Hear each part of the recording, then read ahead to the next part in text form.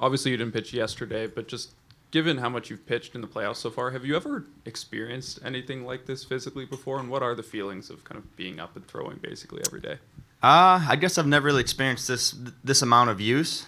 I pitched a lot during the regular season, basically like a picket fence, like one day on, off day, pitch, off day, pitch, off day. But I mean, I like the ball, I like the pitch. Thankfully, I haven't been too sore to say something, to speak up, say, hey, I need a day. So, but I will say that if you asked any other Penn guy to do what I'm doing, they would gladly do it. So. And then just looking back at kind of your season on the whole, the trade at the deadline, moving away from home, now in the World Series, what has these last 3 or 4 months been like for you? It's been really crazy, but everything happens for a reason. I believe that, so it's been a lot of fun. You can stay back there with Ben, Louie. Just on those lines, was there a point where you kind of felt like, you know what, I got my feet under me here in Toronto, like I know I've kind of got a sense of the organization and what to expect here? Yeah, I guess I was like more to myself originally. I didn't ask too many questions, but then obviously, yeah, you get comfy, start asking more questions, meet more people, and things get easier. You know, there's growing pains with every trade, especially your first one. So I guess it was as expected to slowly get used to things and find my feet and get used to it. And then, as Mitch said, yesterday was a rare off day for you where you didn't pitch. What was it like to watch the team perform the way it did, and especially Barger hitting that home run? Yeah, it was great. Barger, that hit was unbelievable. We were screaming and yelling in the pen, extremely hype. Yeah, but I mean, I guess it was nice to have an off day. It was more nice to win the game. So, yeah, great start. Third row on your right, Louie. Rob. Hey, Louie, I think the cameras during the anthems caught you with a high mom, I believe, and a wow at the end of it after the applause that you got. What was that moment like for you? And you know, maybe talk about what your family means to you and what you were thinking about in that moment. My family's my biggest supporters. I said hi, Mom, because I knew she was watching at home. She will be in LA though. But I guess I said the wow because I don't know if the crowd was cheering more for me or that we were done with like all the non-starter intros. But I thought it was pretty cool. Second row on your right, your far right. Hey, Louie. 2 questions for you. The first is, obviously, Chris Bassett has been coming out of the bullpen in the ALCS and now in the World Series. What's it been like having him in the bullpen, obviously, as a wealth of experience? It's great having him out there. Him and Hoffman both having like a lot of experience. Sir Anthony as well. And he's a very vocal guy, as you probably know. He's great to have out there. He's crushing Red Bulls and showing us the way, and a great guy to have in the pen for the World Series. And my second question is, Ross Atkins, since becoming GM here, has always spoken about the importance to him and the organization of bringing in players, personnel, coaches that have high character, good values. Since you're one of the newer arrivals, have you felt that in the clubhouse, not just with your teammates, but with other people in the organization, whether it's coaches, trainers, whatever? Yeah, absolutely. From the coaching staff to the players to the support staff to the chefs, like everybody's great. Everybody's friendly, welcoming. I saw this the other day. The Blue Jays. That's like a perfect way to sum it up. Everybody's so close, and everybody's a great guy and girl. Right up front, Louie. We'll go to Gabe. Hey, Louie, how you doing? Good. Your line of work is so volatile, especially even more so in the postseason. What's it been like? You got a little taste a few years ago, but watching over the years what playoff relieving looks like, and now getting just tossed into the deep end this postseason. Yeah, it's just doing. It's being ready since pitch one and doing whatever it takes. And once you're called upon, you got to be ready. So you just go out there, prepare yourself as best you can for anything to happen. And is there kind of a chance for guys who are struggling to maybe rewrite a narrative, like there's no choice but to go to a guy, and then he can kind of turn around the perception of him after stringing a few good appearances together? Yeah, absolutely. I mean, I always say it's not what you've done, although it does matter what you've done, but it's what you do next. It is, and making the most of opportunity of your next outing to correct like a bad outing before or anything that went poorly before, you know, or to keep like a good outing into another good outing. That's important too, and do a little streak. First row on your left, Ron.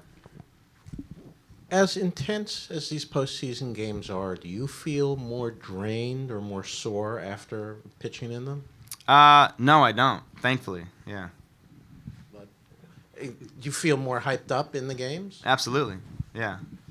How do you measure that, or do you control that? Yeah, I mean, I guess at home I let it fuel me because everybody's cheering for me. On the road, you get tunnel vision and block it out and do your job and take it one pitch at a time. Third row on your far left, Louis. Hey, Lou, just thinking a little bit about adapting as you were talking off the top, and us finding out about Addison Barger happening to sleep on a couch. I just wanted to know if you've had any opportunities as a new guy in town, and then having potentially newer guys in town.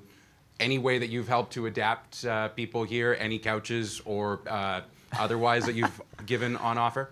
I've never really had that opportunity to help somebody else or anything. I mean, my living situation has been pretty convenient for me. I moved into Will Wagner's apartment, who was traded from here.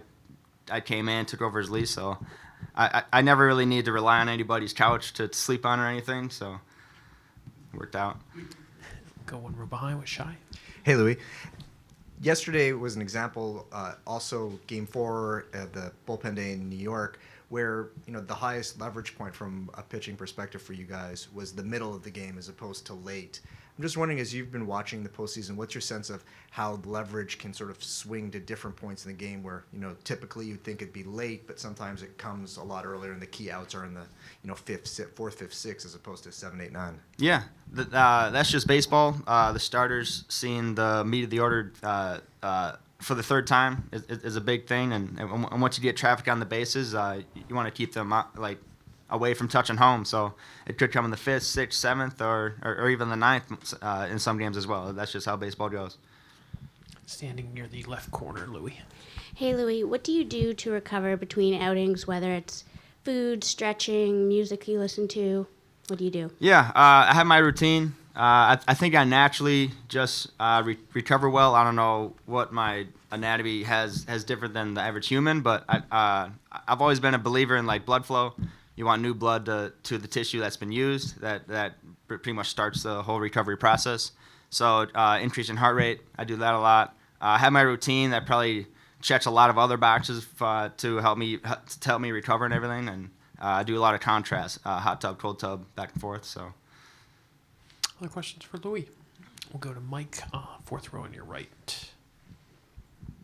Hey, Louis, how has it felt for you to be the guy who has been called on so much? Not as far as the workload goes, but as far as the trust goes, as far as John Schneider wanting you in 10 of the first 11 playoff games. How's that felt? Yeah, it feels great. Sometimes they don't go as planned, but it means a lot to me, him throwing me right back out there the next day. And trust is earned. I don't know if I fully earned it with how my experience here has gone so far. There's been some ups, there's been some downs, but I think them bringing me over here to the Blue Jays, that was the whole purpose, to put me in these positions, and I'm thankful and blessed, and I can't wait to throw tonight. And as far as the Blue Jays thing goes that you were talking about, everyone in that clubhouse talks about the unique closeness of that room, how it's unlike any team that they've ever been on before. You've only been here for 3 months, but do you sense that as well? And, not to disparage any of your old Minnesota teams, but is this that special, do you think? Yeah, absolutely. I think everybody's personality and attributes blends and meshes well with everybody else's, and everybody just has a lot of fun, gets along, and wins. Third row on your left, Bob. Yeah, look, there's a lot of Canadians that live in Minnesota, Minneapolis, St. Paul. Do you get a lot of feedback from people back home as far as rooting for you and the Blue Jays? Yeah, absolutely. I've heard of a couple parades that have been happening recently. I don't know. I know there's one in my hometown, North St. Paul. There's banners and stuff here and there. I didn't hear about it until someone told me recently, but yeah, a lot of Canadians, a lot of Minnesota fans rooting for me.